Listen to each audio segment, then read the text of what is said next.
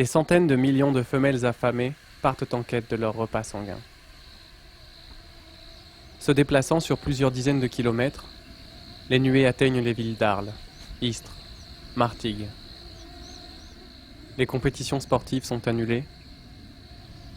Les récréations sont suspendues dans les écoles primaires. Septembre 2005 va traumatiser l'ensemble des populations du Delta.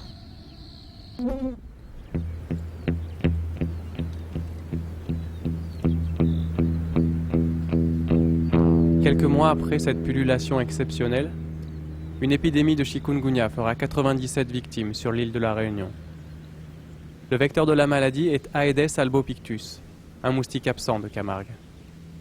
Au vu d'une éclosion importante en 2005, au vu des crises chikungunya, des crises grippe aviaire, même si la grippe aviaire n'a absolument rien à voir avec le moustique, les décideurs considèrent qu'il ne faut pas prendre de risques et que donc il faut entamer une démoustication. Alors on peut analyser, on peut dire aussi, enfin moi c'est mon analyse, c'est que on a peut-être utilisé cet argument sanitaire pour accélérer la démoustication qui était pour d'autres objectifs. Moi je l'ai entendu dans les réunions, profitons de l'effet chikungunya pour démoustiquer la Camargue. C'est-à-dire que les gens savent très bien que le chikungunya ne concerne pas la Camargue, mais si ça peut accélérer la prise de décision pour notre confort, entre guillemets, faisons-le.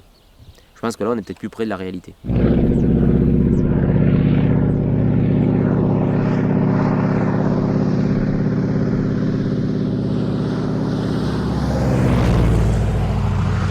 Les politiques décident donc de passer à l'action. On débloque 1 million d'euros pour la première année d'une démoustication expérimentale.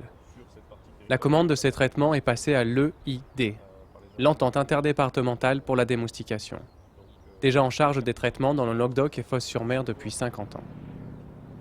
À partir de fin août 2006, 25 000 hectares de marais seront traités au BTI après chaque remise en eau.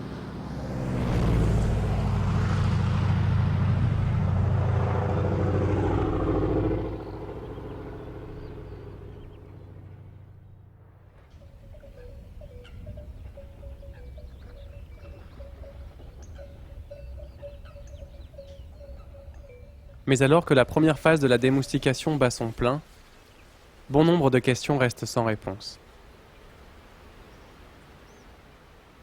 L'importance des Aedes au sein des chaînes alimentaires est l'une d'elles.